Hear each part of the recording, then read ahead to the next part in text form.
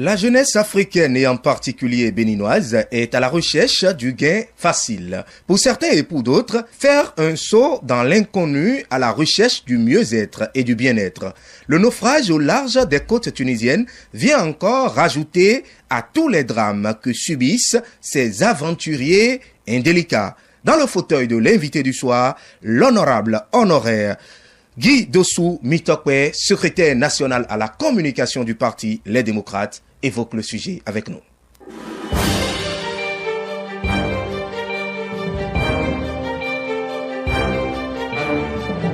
Honorable honoraire Guy Dossou Mitokwe, bonsoir. Bonsoir, monsieur le journaliste. Quel est votre état d'âme face à cette immigration irrégulière qui plonge de nombreuses familles africaines et béninoises dans le deuil? Je ne souhaiterais pas mettre sur le même niveau les jeunes qui sont à la recherche de gains faciles et ceux qui prennent l'option de quitter le pays par tous les moyens. Parce que vous savez, ceux qui ont réfléchi, ont dit qu'on est mieux que chez soi, n'ont pas dans le fond menti. Lorsque un compatriote, lorsqu'un jeune prend la décision de quitter son pays, dans la plupart des cas, c'est des personnes qui traversent des situations extrêmement difficiles. Et lorsque vous voyez des jeunes prendre des risques, c'est vrai qu'il y a d'autres qui ont le goût de l'aventure. Mais dans ce cas bien précis, avec le drame qui a eu lieu, alors que j'en parle, je voudrais une fois de plus réitérer mes condoléances et les condoléances de mon parti à toutes ces familles déplorées et pour les parents qu'ils ont perdus dans la nuit du 16 au 17 mai 2024 sur les côtes tunisiennes. Et donc je disais qu'on ne peut pas les mettre sur les mêmes pieds d'égalité parce que les jeunes qui sortent, souvent, qui prennent la route par des voies pas trop recommandées, c'est compte tenu de la misère pour la plupart. C'est vrai qu'il y a d'autres qui vont parce que ils se sont fait l'image d'un Eldorado, loin de leur pays, mais pour la plupart, je crois que c'est des personnes qui traversent des moments difficiles. Et plus les hommes et les femmes sortent d'un pays, il faut comprendre que mieux cela explique la mauvaise gouvernance en ce moment bien précis du pays. À ce niveau, je dois faire une clarification. On a un peuple qui de tout le temps a connu des émigrations, des personnes qui sortent. Mais un des indicateurs significatifs et un des indicateurs, je vais dire, majeurs qui peut valablement exprimer la mauvaise gouvernance ou qui peut valablement exprimer les difficultés, la misère en interne, c'est la quantité de jeunes qui sortent. La quantité de bras valides qui décident de quitter le pays. Je crois qu'il faut rechercher des causes à ce niveau bien précis, les causes endogènes et les causes exogènes. Parce que il y a dans les rapports que l'Afrique a avec les pays occidentaux que nous devons pouvoir clarifier certaines choses. Parce qu'une partie de notre misère, une partie de notre pauvreté s'explique aussi par les contraintes liées à la politique d'impérialisme ou d'exploitation que ces pays nous imposent. Je ne dis pas que toute notre misère s'explique par ça, mais une bonne partie de la souffrance dans laquelle nos jeunes, nos populations sont, s'explique dans le rapport que ces pays ont avec nous. Quand ces pays continuent de nous imposer des dictats et qui ne sont pas des dictats qui faciliteraient la croissance ou le développement. Et donc à ce niveau, je crois que ça fait partie des causes exogènes. En ce qui concerne les causes endogènes, comme je l'ai dit, il y a la question de la gouvernance, la corruption, le manque d'emploi, la précarisation de l'emploi. Quand vous prenez un pays comme le Bénin aujourd'hui avec la loi sur l'embauche, l'emploi était complètement dénaturé. Et dans un pays où les jeunes ne peuvent pas s'assurer que la loi protège leur emploi, vous voyez que beaucoup iront chercher plus de sûreté et plus d'emplois durables ailleurs. Et donc, quand les parents ou quand la famille n'a pas les moyens et que les gens sont déterminés et coûte que coûte à rejoindre les côtes européennes, alors vous comprenez qu'ils sont prêts à prendre tous les risques. Et donc, à mon niveau, aussi bien sur le plan national que sur le plan sous-régional ou continental, je crois que c'est quelque chose pour laquelle il ne faut pas simplement blâmer ou condamner. Il faudrait s'asseoir, réfléchir et trouver des solutions durables. Parce que chacun des gouvernements que notre pays a connus ont connu leur lot d'émigrés. Mais aujourd'hui, on a l'impression, aujourd'hui plus qu'il y a de plus en plus de personnes qui cherchent à partir. Pas seulement en Europe, même dans la sous-région. Vous voyez des pays de la sous-région qui sont remplis de nos compatriotes. Parce que nos compatriotes estiment que l'emploi est précarisé désormais au Bénin et que la misère va grandissant. Le gouvernement compatit à la douleur et prend d'ores et déjà des mesures pour rapatrier le reste des migrants. Comment appréhendez-vous cette démarche de l'État central? La démarche du gouvernement, à savoir que le gouvernement d'abord s'est exprimé, a compati à la douleur des familles éplorées, et ensuite le gouvernement a pris la résolution de rapatrier les autres compatriotes qui sont en Tunisie et dans le Maghreb. Je trouve premièrement que compatir, c'est déjà un pas que nous ne pouvons pas condamner. Mais ensuite, il ne faudrait pas agir comme un médecin après la mort. Moi, je crois que sur ces questions, il faut anticiper. Il ne faut pas attendre d'abord que le malheur arrive et que après le malheur, on cherche désormais à voir. Il faudrait anticiper. Et sur ce plan, je crois que la politique du gouvernement est restée vraiment lassiste sur la plupart des questions sur lesquelles il faudrait anticiper. C'est pas seulement la question de nos compatriotes qui sont dans les pays maghrébins ou ailleurs qui veulent par des voies dangereuses accéder à l'Europe. C'est pas seulement que sur ces questions que le gouvernement doit anticiper. Il y a beaucoup d'autres questions sur lesquelles le gouvernement doit anticiper. Mais avant le rapatriement et tout le reste, il faut chercher à savoir quand on les ramènera, est-ce qu'on les ramènera en leur trouvant des solutions profondes aux difficultés qui les ont fait partie du Bénin. Les problèmes aujourd'hui en République du Bénin sont des problèmes réels, c'est du factuel. Tous ceux qui sont dans le pays peuvent témoigner aujourd'hui que de plus en plus la vie devient difficile pour les Béninoises et les Béninois. On sait que la crise économique bat son plein sous nos tropiques. Cependant, le Bénin se porterait mieux avec les indices dévoilés par la notation B+, avec perspective stable. Et le PIB aussi en dit plus. À côté, il y a aussi la création d'emplois. J'en veux pour preuve les recrutements dans le rang des flics et à la GDIZ de Glodjigbe.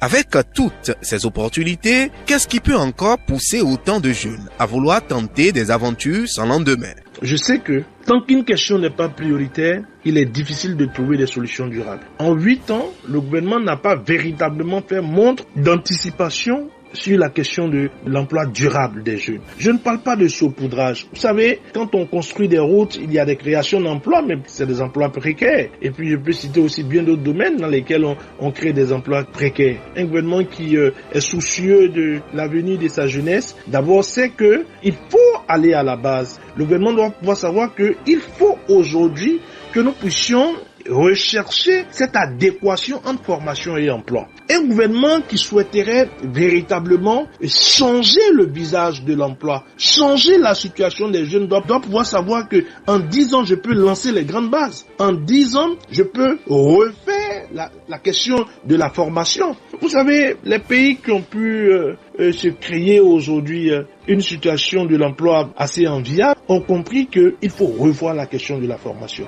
C'est vrai que ce gouvernement, lorsqu'il est venu, il a essayé avec des méthodes très peu orthodoxes à arrêter les grèves dans les établissements ou dans le monde enseignant et dans le monde de l'éducation. Je crois que c'est un pas, mais il faudrait de plus en plus chercher à réformer, à complètement révolutionner la formation. Si nous voulons qu'il n'y ait plus de chômeurs, il faut complètement revoir la formation de nos jeunes et de nos enfants. Aujourd'hui, les jeunes en République du Bénin sont formés pour être des chômeurs, ou bien sont formés pour être des sous-employés. Regardez les facultés classiques dans nos différentes universités, mais c'est des choses qui étaient adaptées à la période juste après l'indépendance. Mais nous sommes aujourd'hui à pratiquement plus de 60 ans après l'indépendance. Il faudrait adapter les formations aujourd'hui. Le gouvernement devait quand même faire une véritable refonte du système éducatif qui devait avoir une répercussion sur les emplois qui seraient créés dans 10, 15, 20, 30 ans. Ce qui n'a pas été fait. Et donc pour moi, ce dont vous parlez, ce sont des solutions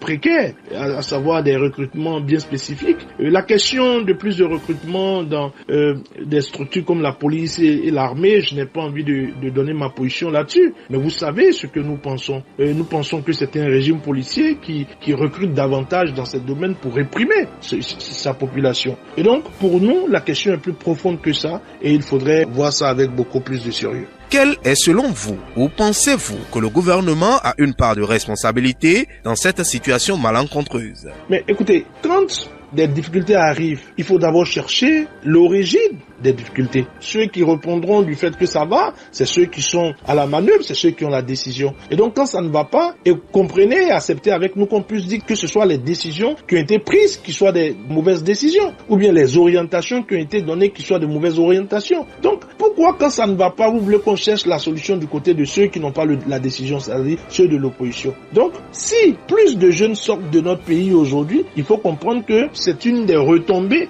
des mauvaises décisions politiques. Et je l'ai dit quelque part, c'est vrai qu'on dira que de tout le temps, des gens sont sortis, depuis que le monde est monde, les gens voyagent, je n'en disconviens pas.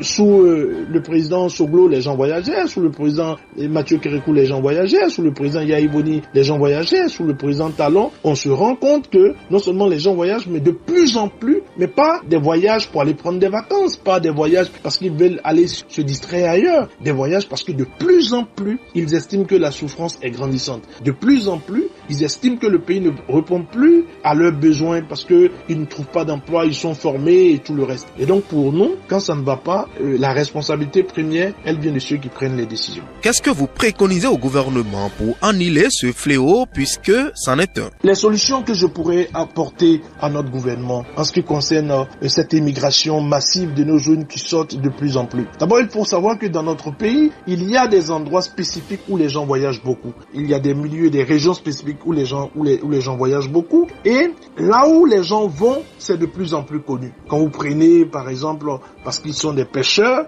quand vous prenez beaucoup plus ceux de l'Ouémé, beaucoup vont au Gabon parce que ils le reconvertissent. La pêche qu'ils faisaient au Bénin, peut-être au Gabon. Ceux des collines, beaucoup sont en Côte d'Ivoire. Ceux de l'Ouémé, beaucoup sont, je l'ai dit tout à l'heure, au Gabon et au Nigeria. Pour la pêche aussi, pour bien d'autres choses, pour le commerce. Ceux de la Donga, beaucoup sont en Europe, plus précisément en Allemagne. Donc le gouvernement doit pouvoir savoir les régions desquelles les gens partent et trouver des solutions, permettez que je le dise ainsi, des solutions adaptées à chaque région. On ne peut pas prendre du coup une solution générale et puis on peut faire le point, on peut faire une étude autour. Les Béninois qui sont sortis du Bénin, qui sont en Côte d'Ivoire, dans quel état vivent-ils? Est-ce qu'ils sont heureux? Ceux qui sont au Gabon, ceux qui sont au Congo, ceux qui sont au Nigeria, ceux qui sont en Europe, ceux qui sont aux États-Unis, comment vont-ils? Est-ce que c'est par la contrainte? La plupart de ceux qui vont, est-ce que c'est par la mer? Ceux qui sont au Nigeria ou en Côte d'Ivoire ou au Gabon, est-ce que c'est pour les mêmes raisons qu'ils y vont que ceux de la Donga et d'autres régions du pays qui vont peut-être en Europe et en Allemagne? Ceux qui vont en Europe et en Allemagne, par où passent-ils? Toutes ces questions, toutes ces études doivent être faites et apporter des solutions et adaptées à chaque situation.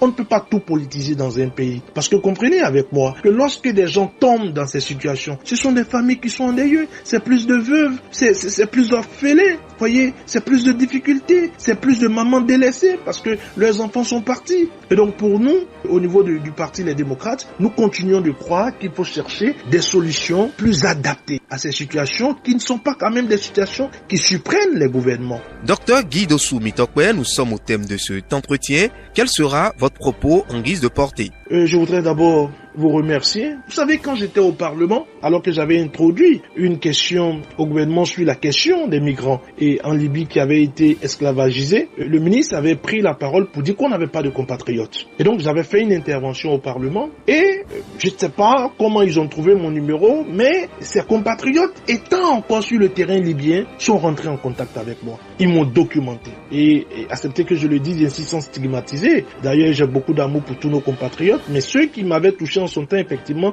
étaient plus précisément de la ville de Djougou dans la Donga. Et ils m'ont dit qu'ils sont là, ils sont présents, ils ont entendu malheureusement le ministre dire qu'on n'a pas de compatriotes sur le terrain, que c'est très malheureux. Et j'ai fait une réponse dans laquelle les archives du Parlement sont encore là, on peut faire sortir. Et dans laquelle, dans cette intervention, je disais au gouvernement de prendre ses responsabilités vis-à-vis de ses compatriotes qui souffrent dans ces endroits. Et donc, pour moi, la migration est propre aux humains. Mais vaut mieux que ce soit des migrations, comme je l'ai dit, où qu'on ne le fasse pas sous le poids de la contrainte, de la misère, de la guerre, de la répression, de la méchanceté, de la pauvreté, de tous les autres mots que vous connaissez. Et donc pour nous, il urge aujourd'hui qu'on puisse avoir un regard bien plus profond et voilà sur ces questions. Ces enfants du pays qui sortent sont parmi les plus valeureux. Donc le pays ne peut pas laisser de cette manière sa jeunesse partie. Si tous les jeunes s'en vont, qui développera le pays, qui travaillera pour le pays? Aujourd'hui, nous savons qu'ils sont nombreux dans les prisons du Bénin, et arrêtés, présumés et en accueil. Beaucoup sont sortis aussi. Et donc, ceux qui veulent partir et qui passent par ces voies dangereuses, je crois que nous devons pouvoir, et là je parle aux autorités, pouvoir anticiper et trouver des solutions durables et solides. Merci pour votre disponibilité. Je voudrais vous remercier et une fois de plus réitérer mes condoléances à toute la nation et mes condoléances aux familles. C'est plus. Je vous remercie. Inanjole, ajoloko, inanjole, ajolode. ogodo e